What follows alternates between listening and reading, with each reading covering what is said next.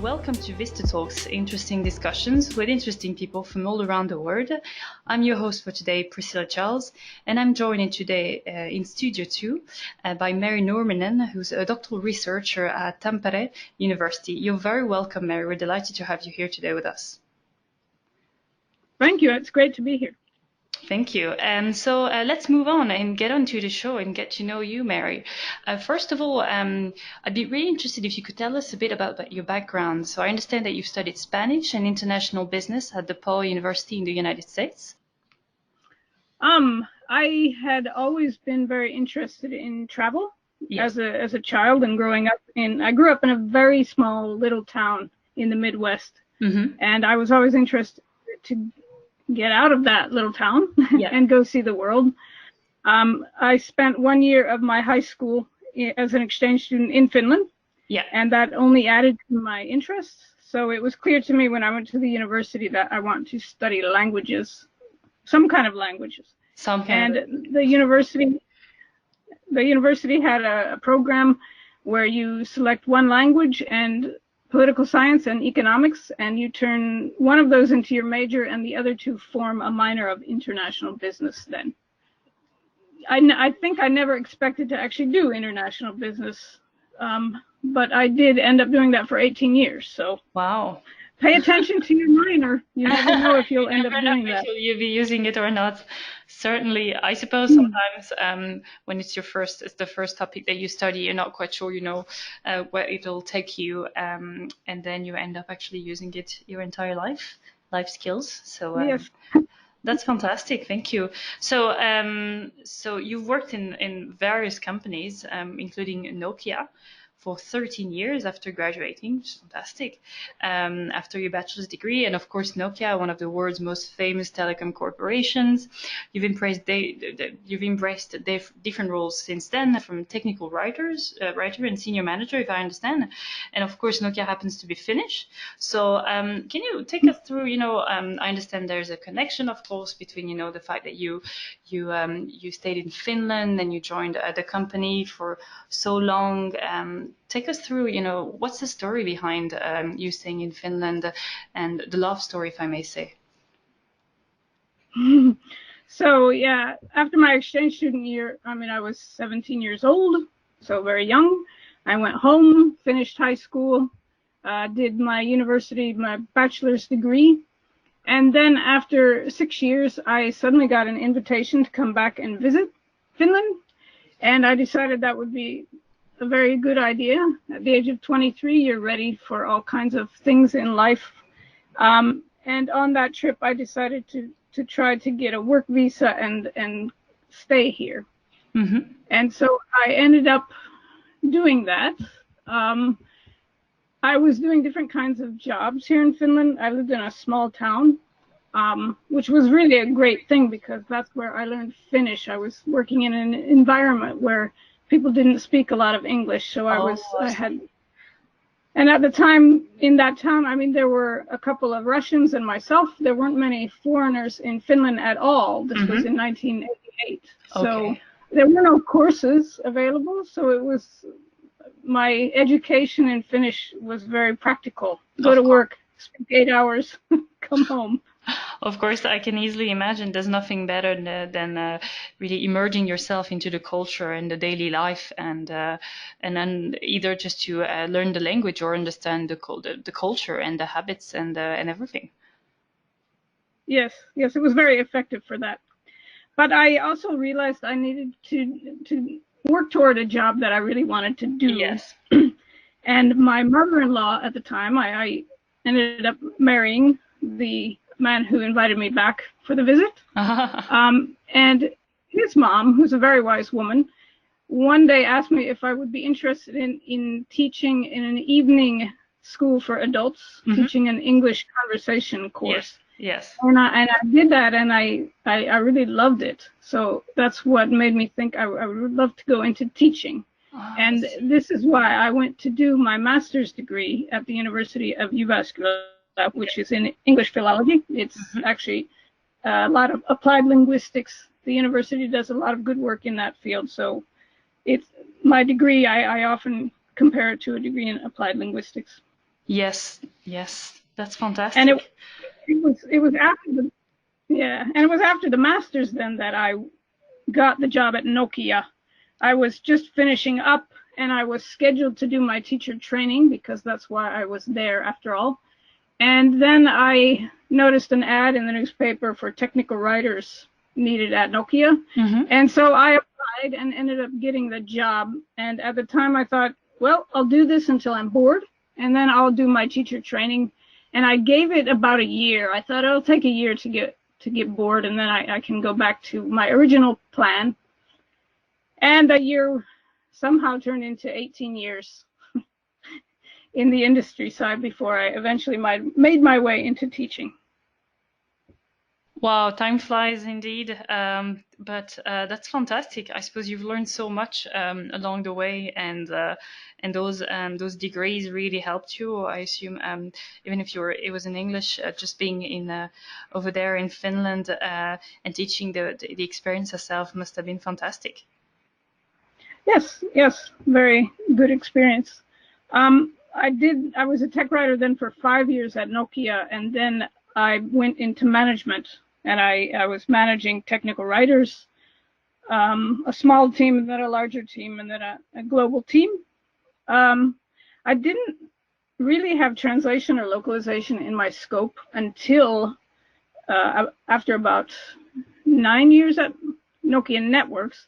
I went to the Nokia mobile phone side, where I joined as a manager, and in that side of things, so I was running the organization that created and got all of the user guidance translated. We did not do the user interface text, but all of the user guides and in-device helps. And it was quite interesting to learn about localization because I learned technical writing from the bottom up. I did every job there is. But localization, I started as the manager of this quite large team, so I learned it top down. But I was very interested in localization from the very first day in that job. So localization and translation has been the focus of my work since then. Yeah, it seems like it's always been part of your journey, really, languages from the start, whether you were teaching it itself, teaching language yourself, or then learning a language and then working as a technical writer. So always very much involved in language speaking environment and then writing. So that's fantastic. You must have learned ropes for everything. And then, so you left Nokia, and you obviously embraced different roles. I understand you worked in a language service provider, then worked as a solutions architect, and then moved on to a position at Tampere University as well. So I spent 5 years as a solution architect, and then as I said, I found my way into teaching. I had done adjunct teaching the entire time. Throughout the Nokia and language service provider times. But a permanent position was open in the translation studies department, and I applied and got that job. So I've taught a total of, I think, 5 years now before I started I'm currently on a 2-year position as a full-time doctoral researcher or PhD student. Yes, so that's fantastic. What I would like to ask you is a little bit more about the topic of your research. If you could just take us through your research, because you're on a 2-year research leave. You're aiming to complete your PhD, I understand, in 2020. So the research, I understand, is on the users of machine translation. I'm really curious. Tell me a little bit more about your research. Okay, so it is an area that is not very well researched yet, except for one user type. One user group, thanks to my wonderful colleagues, has received growing attention, and that is the user group of the translators, professional translators who use machine translation and post-edit it for publication. But this is not the user group I'm focused on. I'm focused on, maybe you could say, all of the other ones. The only estimate I know of the number of users of machine translation is by Google in 2016, and that was that there were 500 million users. I think that we all know this somehow. We all know users. We use machine translation. Our brothers and sisters use it. All of our friends use it. Our parents, sometimes our grandparents, are even using tools like Google Translate or Bing to accomplish tasks. So they're not using it to translate. They're not post-editing, but they're using it to understand texts that are in languages they don't fully know. And so they're gaining access to information they wouldn't have otherwise. And of course, what triggered this peculiar interest in the topic yourself?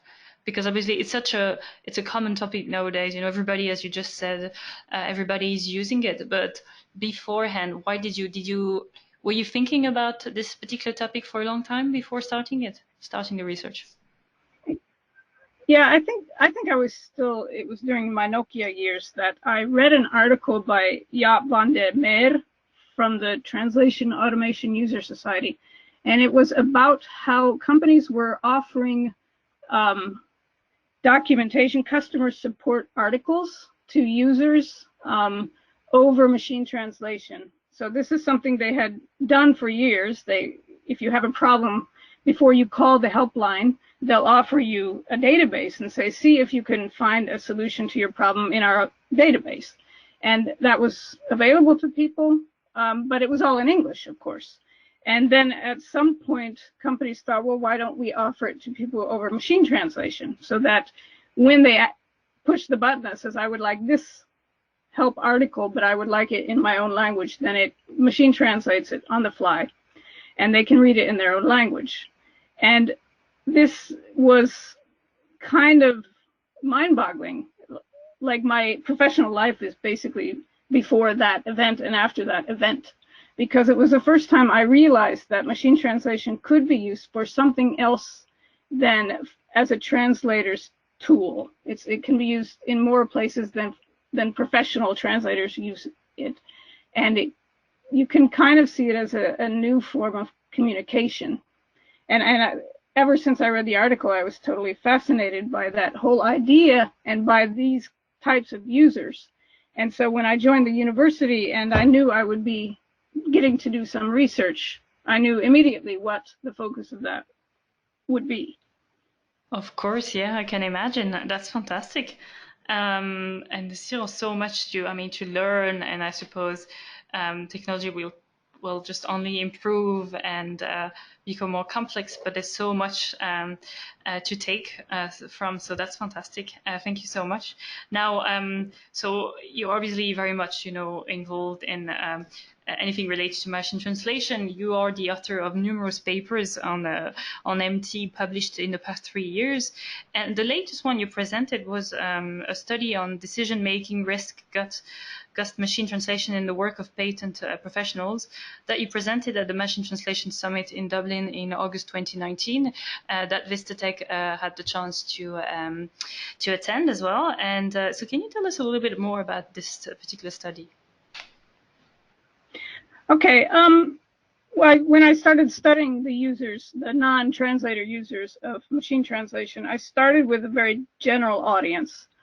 But I discovered this very thriving user group that I did not know existed. I happened upon it by chance, actually.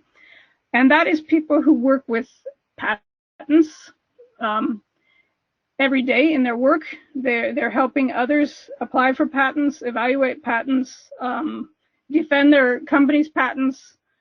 And one of the most time-consuming jobs they do in that work is that when there's a new invention, they first have to make sure that nobody else has already invented it. So that they're not infringing on somebody else's invention. And so they need to go through, basically, they're responsible for evaluating and reviewing all the inventions of that type pretty much globally.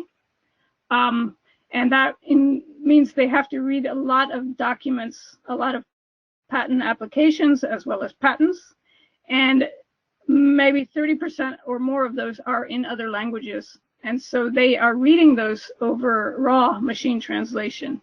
They generate a translation from Chinese or Japanese or Korean into English, and then they see if they can understand it well enough to use it. And if not, they can always have it translated by a human.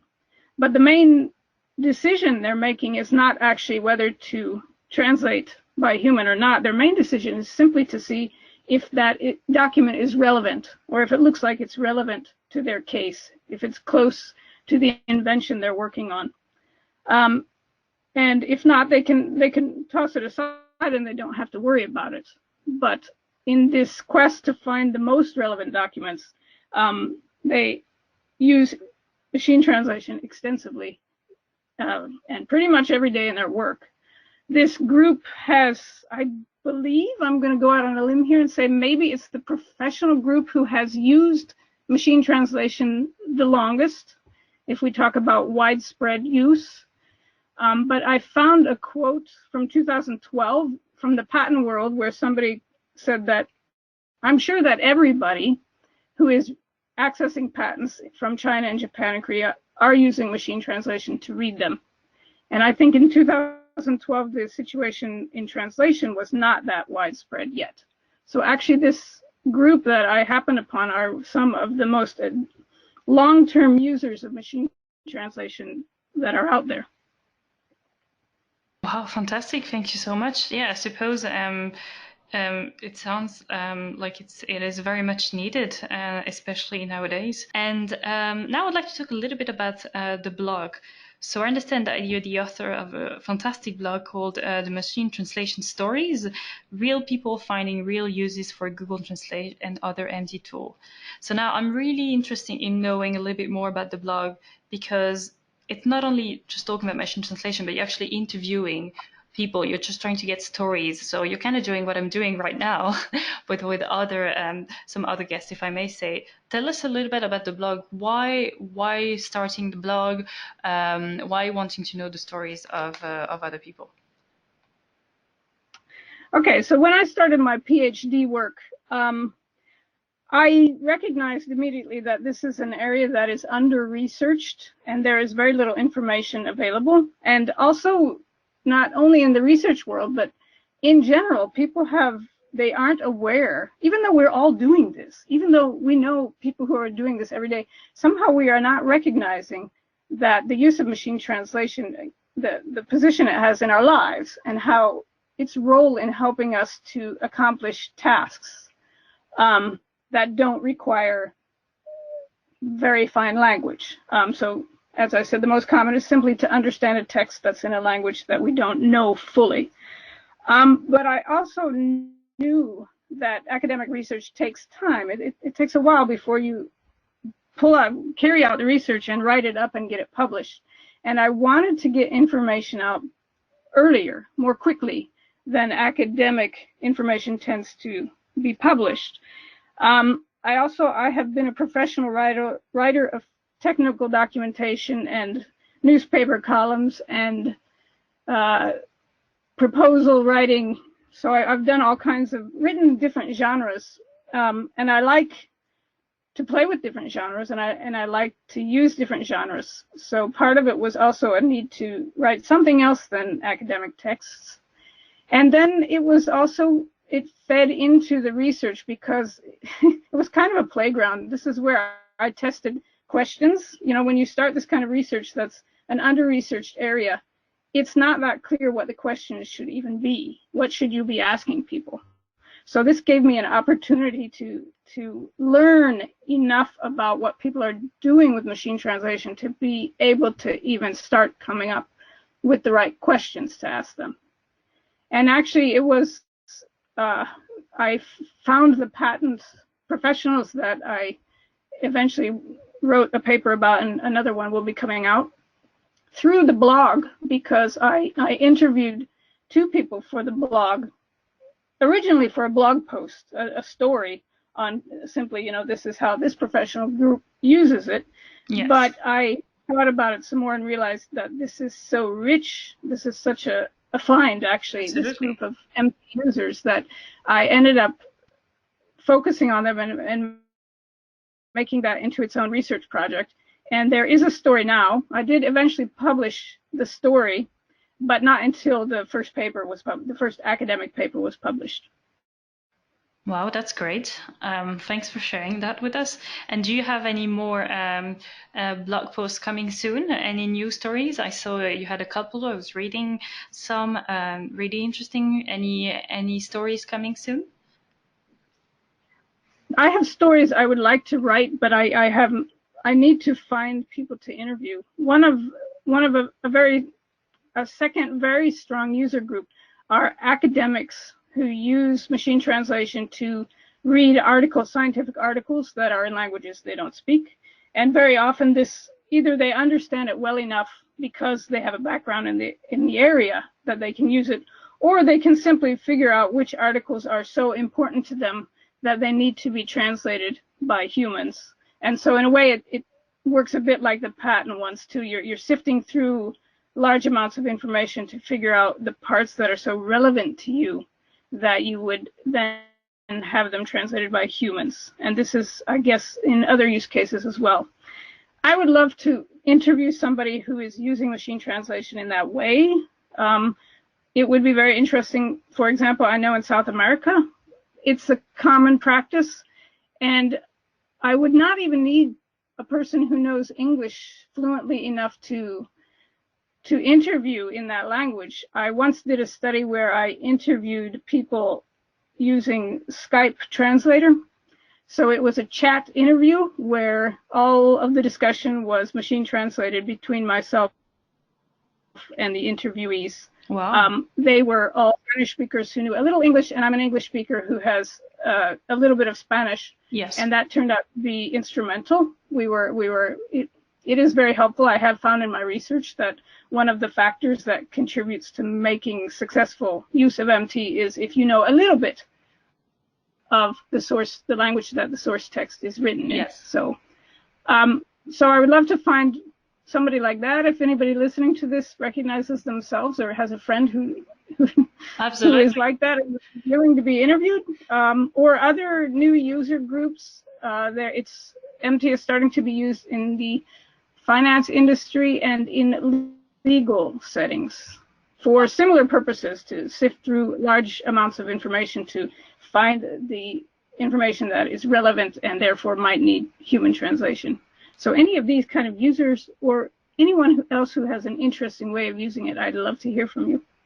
Absolutely, yes, that's definitely a call to action. If anyone would like to be interviewed by Mary, please let us know, and we will let Mary know as soon as possible. I think it would be a fantastic opportunity for anyone.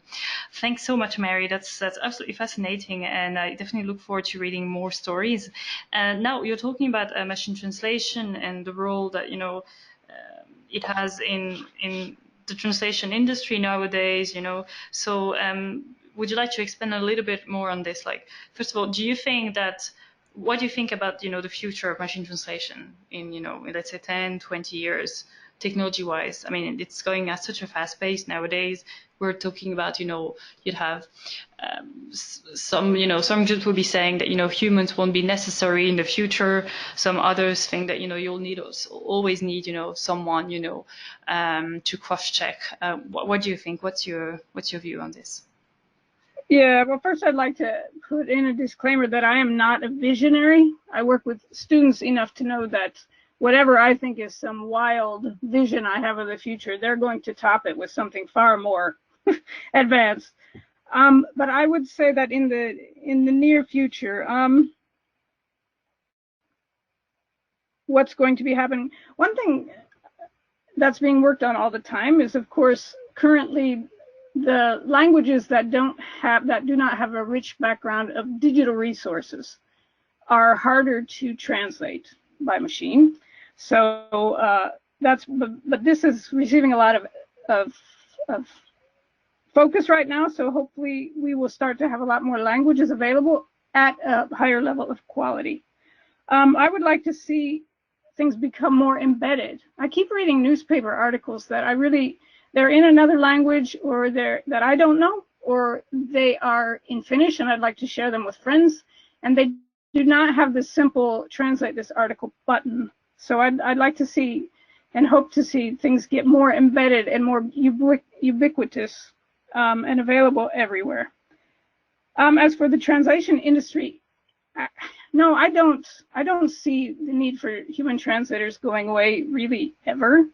I think if you take other cases of popularized technology, this maybe it happens in some, but I was thinking of the case, a very old technology of photography.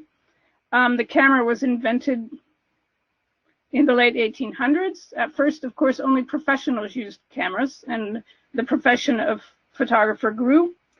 Eventually, along came mass market pocket cameras, and everybody could take pictures. And this has expanded with more and more devices having the camera in them, to the point we are at today, where we know that you always have a camera with you.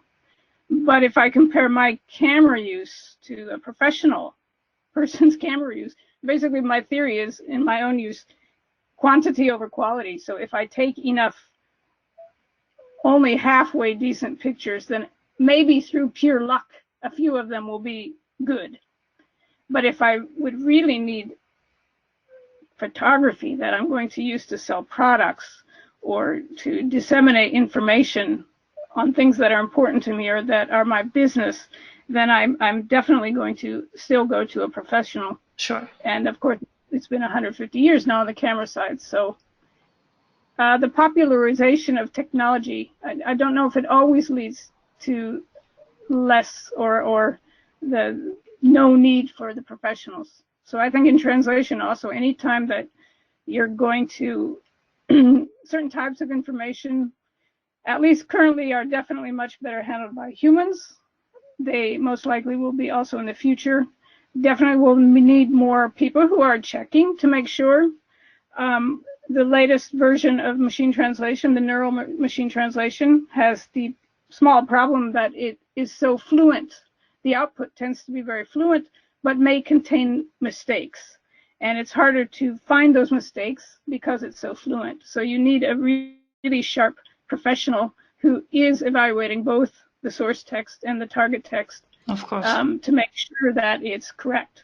Mm-hmm. And is that the thing? Is that what struck you the most since machine translation started, when it was developed? One of the advancements really of machine translation, the neural machine translation, or is there anything that you've noticed, you've observed since machine translation really was developed throughout the years since until now? And in the translators world, I think there's been a lot of development, a lot of integration into workflows, a lot of focus on researching what users' needs are, and to some degree that's leading to new and better designed products, hopefully more so in the future. But in the area of mass market use of machine translation and the focus on the non-translator users, then I believe that is still in a very early stage as far as research is concerned. We don't know much about how people are using it, what is helping them use it, what makes it, what things help it, help them to be able to understand. Yes. These things are all in their very early stages. Of course, I suppose yes. It's only the beginning, as some would say, and I'm sure in 20 years I could interview you again, and we'd be able to talk about it much more. Mary, thank you so much for your time. I have one more question for you, and that'll be the end of the interview for today. What I'd like to ask you really is if you have any other project you'd like to talk about today, you'd be working on, any secret project that you could launch today to our audience. So we'd be very, very curious to know what you're working on at the moment. My PhD work is taking up a lot of my time, but that's not secret. I have a new survey. Before I did the study on the patent professionals, I conducted a survey with the users of an online machine translation tool that translates whole documents, PDF documents. It's created by a company here in Finland called Multilizer. And I have a second survey. We've worked together to carry out a second survey of users. So these are much more normal people using it for work or study or their free time. We received something like 2,400 responses to that. So, but the analysis of that is just starting. So yeah, I can imagine it is a lot of responses, but fantastic. Yeah. So it will take a while, I think. Besides, I have the other project going on, so it will be. Let's see when that information will be published. Well, thank you so much for sharing that information with us and with our audience today. Mary, I'm afraid this is the end of our interview today, but really it's been an absolute pleasure to talk to you and to learn about your research and your career. So thank you so much. Thank you too. This has been very fun. So that's the end of today's show with Mary Nurminen, doctoral researcher at Tampere University. Please tune in again to see the next or listen to the next VistaTalks show, where we'll be discussing more interesting discussions with interesting people from all around the world.